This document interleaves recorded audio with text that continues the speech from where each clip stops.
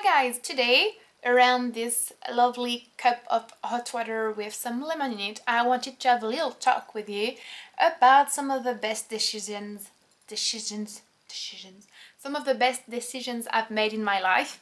Thinking it could be interesting for you, maybe helpful. So the first one would be become a vegetarian. I became a vegetarian when I was 14. No one in my family was a vegetarian. I had no friends, no acquaintance. I knew no one who was a vegetarian. It was at that time, 7 years ago, rare to find someone who would talk about it or to find, informations or post about it online or, documentaries on TV or whatever. So I remember clearly at that time I had the right to use the computer, my mom's computer, for about 1 hour a day after I finished my homework.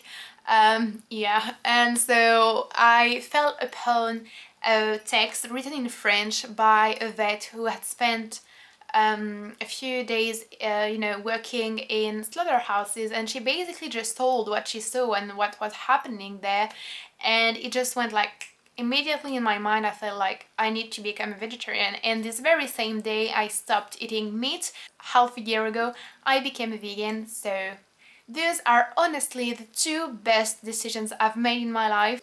Secondly, the second best decision I've made in my life really was to come to Paris. It was not easy for me at all to do that. I was living in the south of France before. I had always lived there. I was born there, and all of my friends would stay there except for one of them.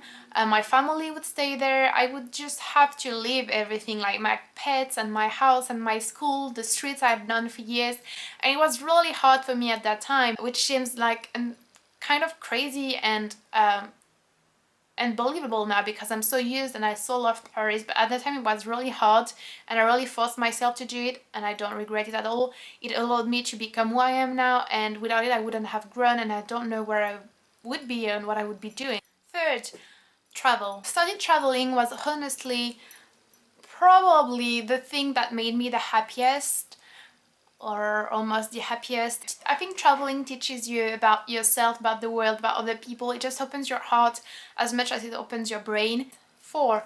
So this one is a bit more difficult to explain. I would say just being silly sometimes, being reckless. There have been times in my life where I've been really reckless. For example, when I went to Moscow on my own when I was 19, all alone, without any experience in traveling or solo traveling. I got sick, I lost money, I lost my papers. I fainted. It was just a very bad experience, and it could have been a bit dangerous because Moscow is a big city and every big city is dangerous. Everyone told me not to do it, but I'm so glad I did. I'm not saying you should do stupid and dangerous things, but there are times in your life when you have to forget this little voice in your head which is like saying, it's not really reasonable, you shouldn't do that.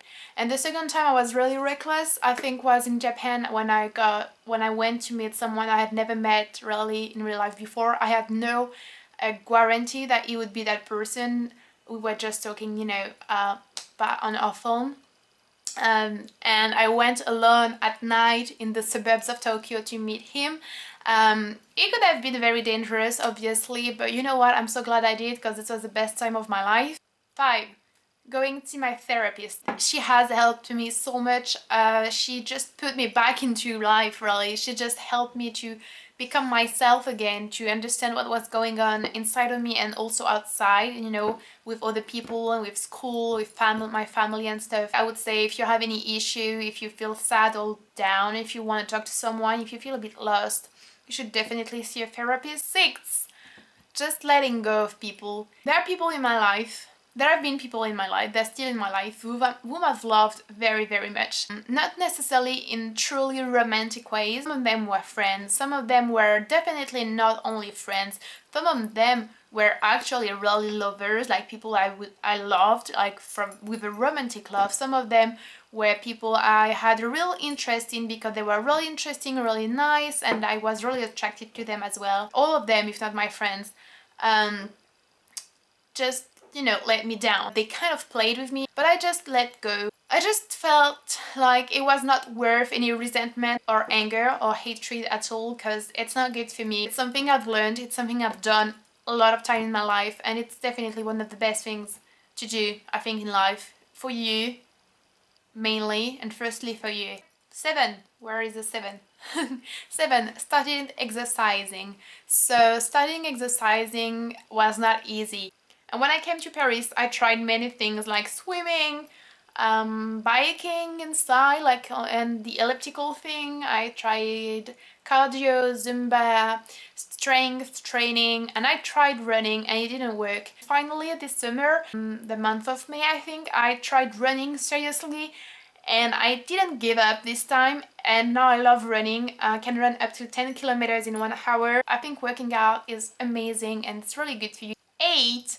Starting YouTube. I could not do this video without speaking of YouTube, and I would say the internet has saved me because the internet brought me everything I love in my life and everything I need. I wouldn't have done half of the things I've done in my life without the internet, and YouTube is something I love so much because I don't know, I just love it. It's amazing how you can communicate and share and exchange with people. It's amazing. So if there is anyone out there who's like, oh, I really like the idea of YouTube and I would really like to start a YouTube channel, but I don't feel confident enough, just do it.